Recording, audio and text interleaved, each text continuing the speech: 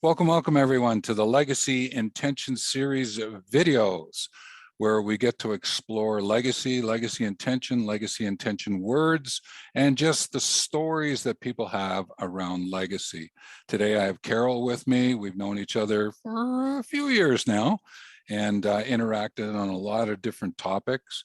And I thought it'd be great to invite her in to hear what she has to share about legacy today. And just before we jump in, I just want to remind you to subscribe, ring the bell, comment, like, and share. And if you comment, like, and share, then Carol and I can get a chance to respond to your questions or your comments. And that just continues the learning. And that's just a wonderful way in which to be for the world. So as all legacy intention videos, I just have the person introduce themselves, their full name, and then answer the question, what are you up to? And then what we do is we jump in and we get going. So Carol, introduce yourself and what are you up to? Hi, Stephen, and thanks for having me on your show. My name is Carol Wain, and what I'm up to is creating my own legacy in a very roundabout way, because as we'll probably talk about more on the show, it's not always as simple as some people may state it to be. There's a lot of going on within someone's mind that could derail their legacy project or could make it the best legacy project ever. So what I'm working on is rebooting my brands that I launched in 1996. And I've been on the world's longest sabbatical for the past 10 years. And now my legacy is telling me that I'm being very selfish by not pursuing it. So that's what I'm up to. Okay. And this work that you do, what would be like a key, like I could use words like industry or I could whatever, but your reboot is into what area? Business performance improvement. It's where I started back in 1996 while on maternity leave. And I was a very unhappy employee. And I vowed to myself, my husband, and my family that I would change and pursue my dreams and live my life on my terms. So that's what I'm working on, is bringing a reinvention to business by aligning people or helping people to align their purpose, their values, their vision, their talents and skills and everything that makes them unique with the work that they do. So in some ways, where you went through your own transition, you could be, in a sense, helping them to make a pivot, course corrections, transition. Would that be fair?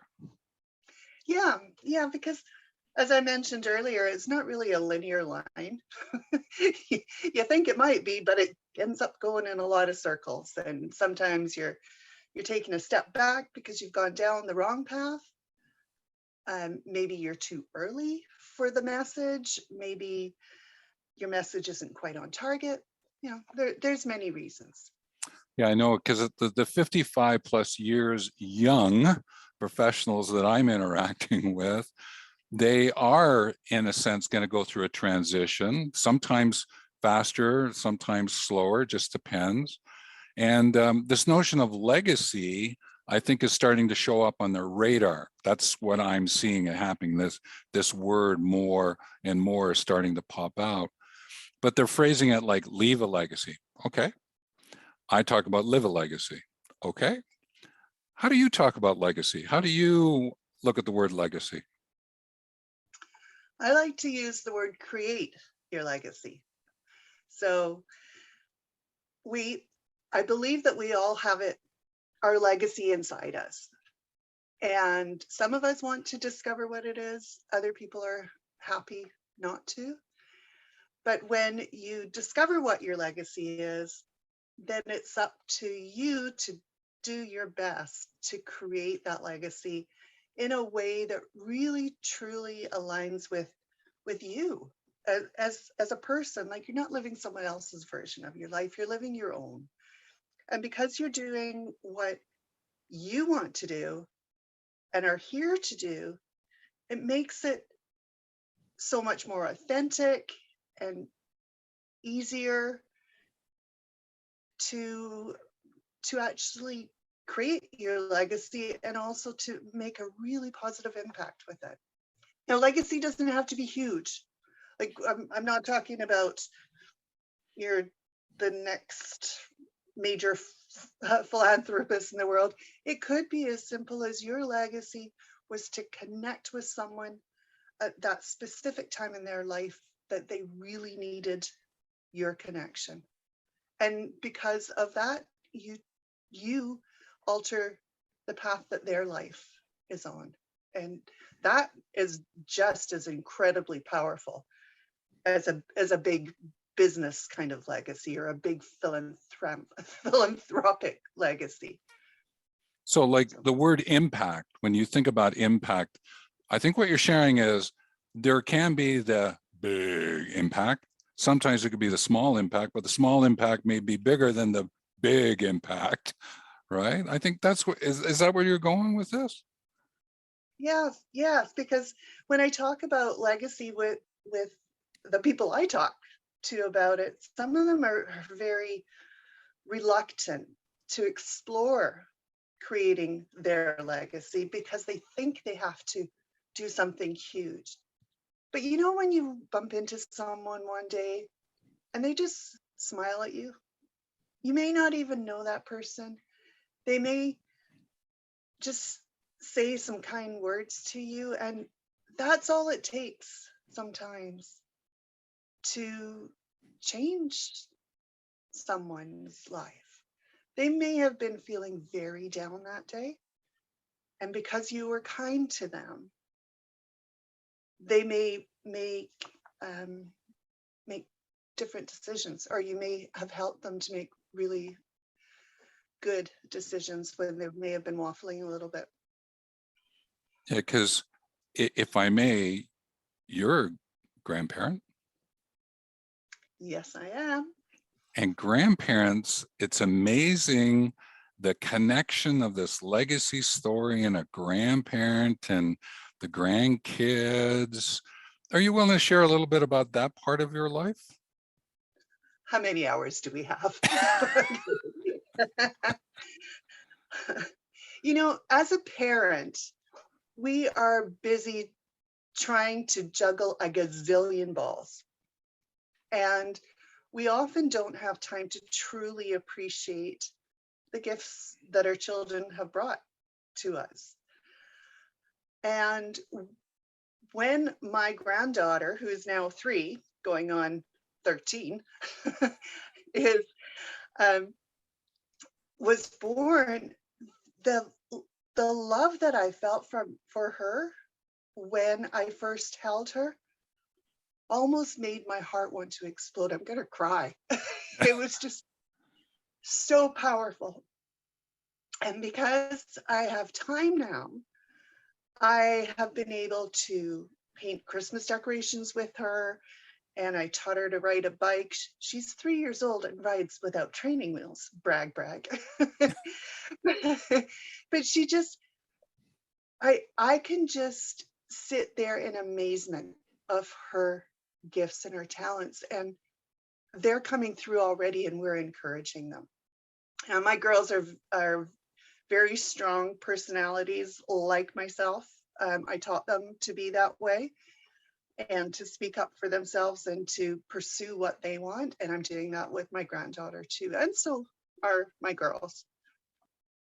Yeah, so almost like that ornaments those that you're doing, there's a legacy story there, a legacy contribution that can go up every year on the tree. A lot of people do that. I remember with the Christmas ornaments at home, right? Oh yeah, we did that, what, 10 years ago?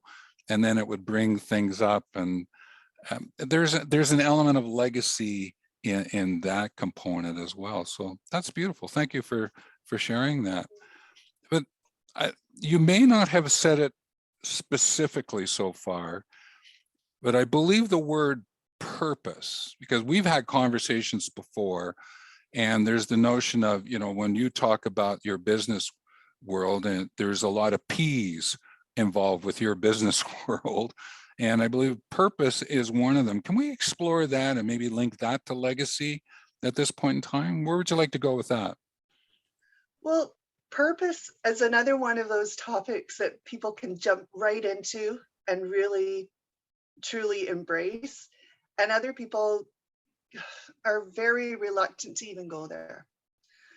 So when I talk about purpose, I come from a place of having discovered mine, and it was quite by accident.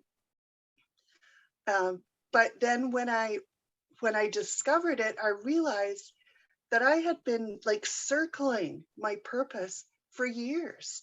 All of the business work that I have been doing, all of the personal development work I've been doing was all circling it. I didn't know what it was. I didn't know what my purpose was, but I was building toward it without actually even knowing. And then when I discovered it, holy moly, did it hit me like a big wave of something. And I was actually at a conference when it happened. And when this hit me, we were doing an exercise. When this hit me, I immediately burst into tears.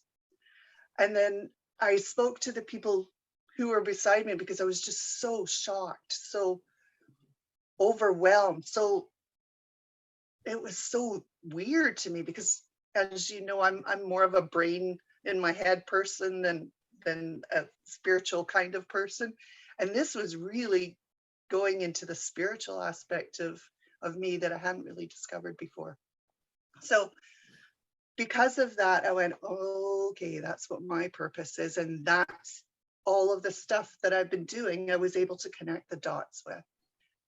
Did I answer your question, or did I go off on a tangent?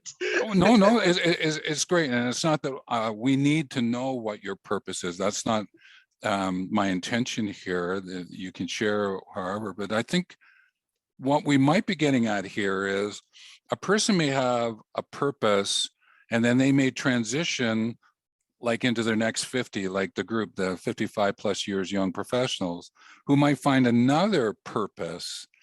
That's possible, right? It's not that you have to carry your purpose that you had when you're 20, 30, 40 into your 70s. You can shift it, true?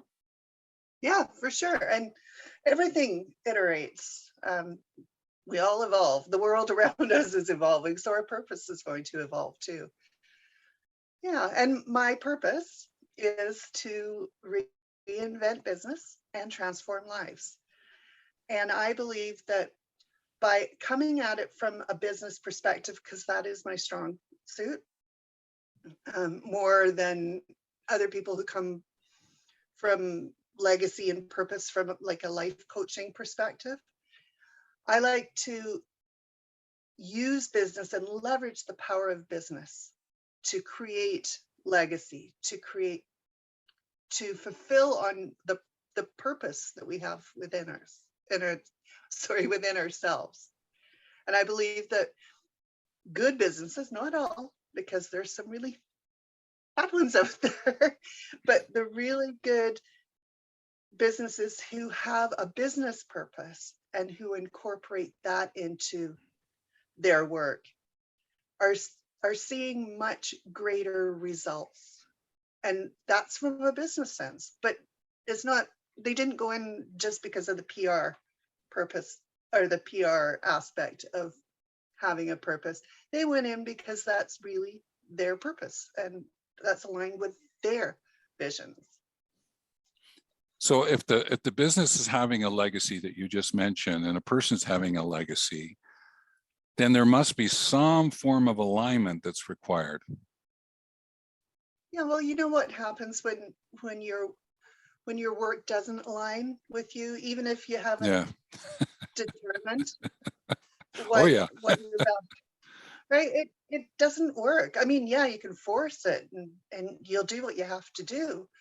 But when you do get aligned with your work, and you can bring your whole self including your own personal purpose, to your work, it makes it so much easier. And I think there's an element of our life where we talk about quicker and easier and better and all those other kind of words that go with that. But truly, this alignment, right, with purpose, with impact, like I'm just picking up 3 words that, you know, we've used here, then they can be what I call Loverage words. It's love rather than lever. So lover, lever, just flip out the E and the O, that you can leverage your legacy through a combination of words like we just used here: alignment, purpose, impact. True? Yes, true. Yes, and I'm talking about positive impact, not negative, because Yeah.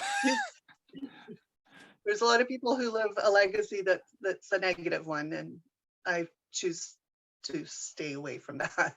Yeah. Well, one of the courses I have, Legacy Intention course, is really about the words that you use. So let me just ask you, we pulled out these 3, but I'm just curious, maybe you have something else.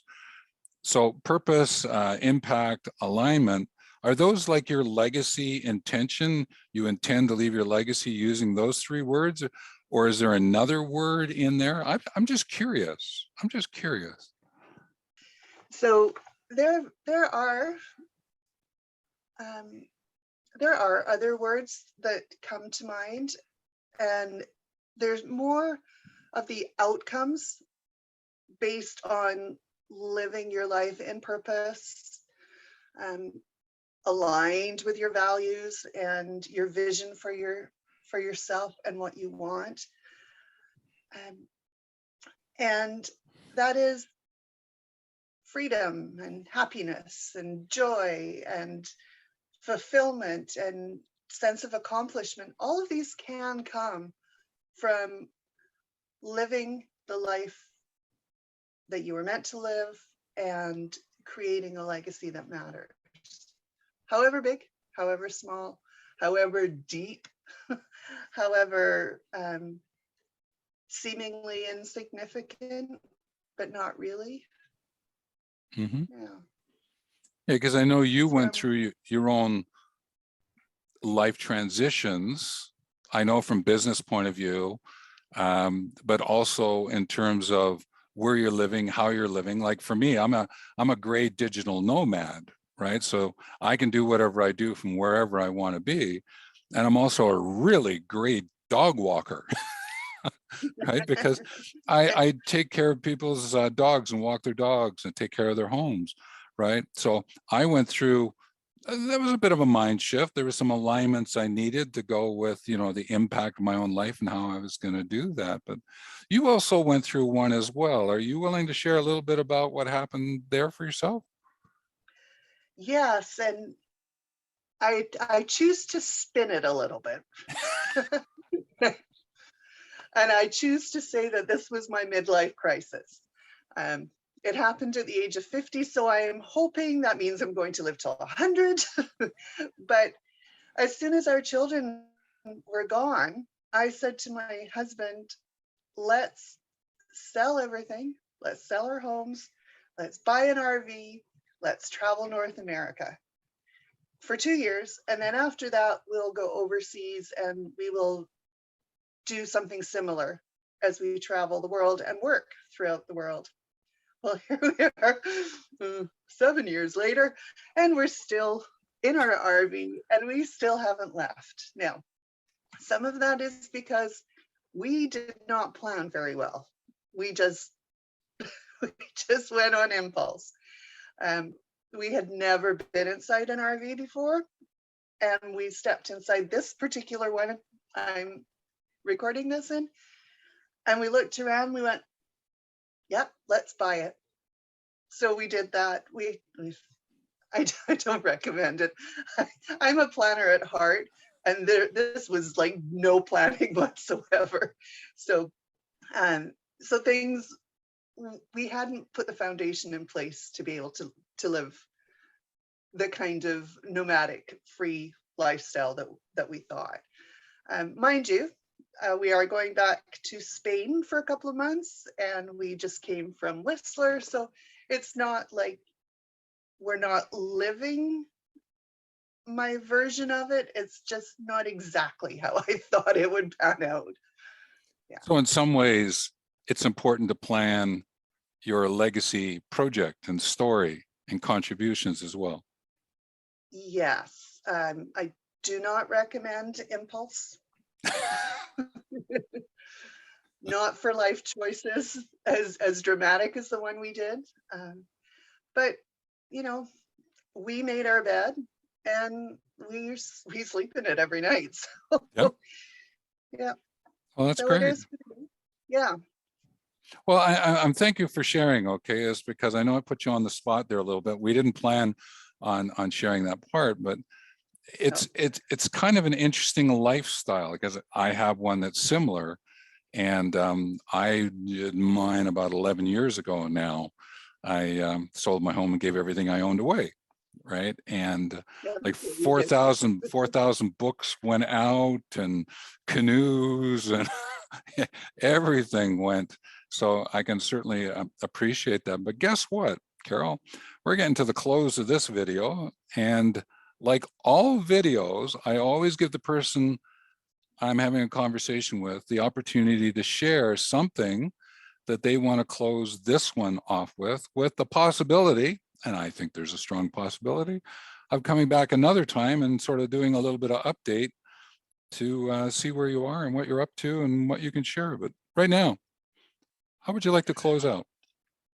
So I've discovered that my most visited page on one of the many websites that I have is the article that I wrote, "What do I want for my life?"